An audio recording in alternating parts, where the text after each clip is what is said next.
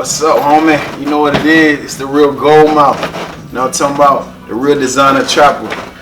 I'm trapping with my partner E on 478 TV, man. You know what it is, man.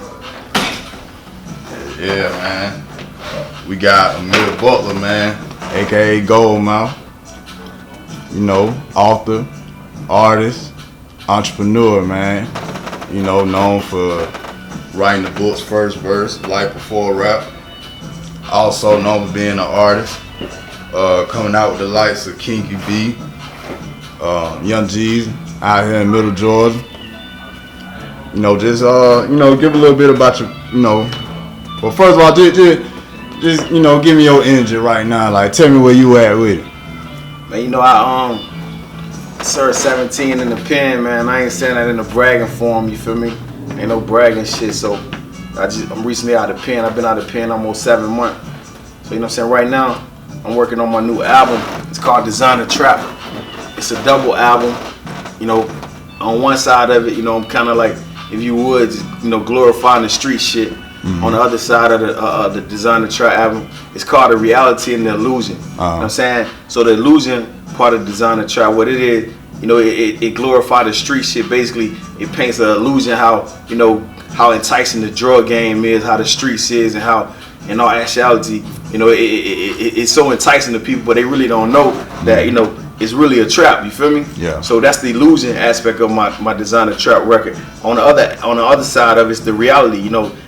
I explain how the white man, put cocaine and drugs and all these guns and different vices in urban communities as a form of entrapment, as a designer trap, a trapment of a design, to entrap us, to keep the people of color down. So that's basically the dual aspect of my new album coming out. It come out September 11th, 2020 this year, September 11th. So y'all make sure y'all come check me out. I got an album release party going on at Triple Crown Lounge out there on the east side. So I'm gonna have a couple big artists in there too. So y'all make sure y'all come out there and fuck with the movement. You feel me? For sure. We definitely gonna get into the project Designer Trap. Last year I did an interview with your wife. I'll tell the story like, I reached out on the Instagram page and I seen, like the whole story and, like I said before, like, I'm just out here, trying to put a platform to the people, and I didn't know that you were still incarcerated and on the way home. So, I got a chance to chop it up with her, but, this is my chance, to get the whole story from you. So, I kind of want to talk about, your background growing up, like, just talk about growing up and making, like, what part of town were you born on, and, how was like the daily life for you? I was born in Macon. I was raised in Macon. As a youngster coming up, my mother and my father, they was together. It's very hard to find, two parents in a single household. So originally, when I was up to around 6 or 7 years old, my mother and my father was in the same household, and we had a construction business, and it was in the 80s. So, that's when the crack epidemic just really devastated, hit the black communities and just completely destroyed the black communities. And of course, my mother and my father, they fell victim to the crack.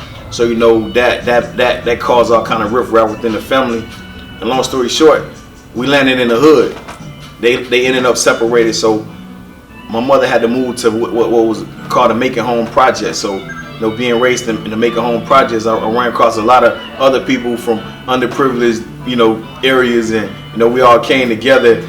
And that's when all the drug dealing and all that type of shit started. So from there, we moved over to a neighborhood called Duncan Avenue, the hood that I rep now. I rep the Duncan block. So at the age of 10, 11 years old, I was in the street, influenced by outside of, negative influences, robbing shit, kidnapping niggas and selling dope, doing all kind of shit like that. So that's basically, how I got in the streets, not by choice, but pretty much I felt by force.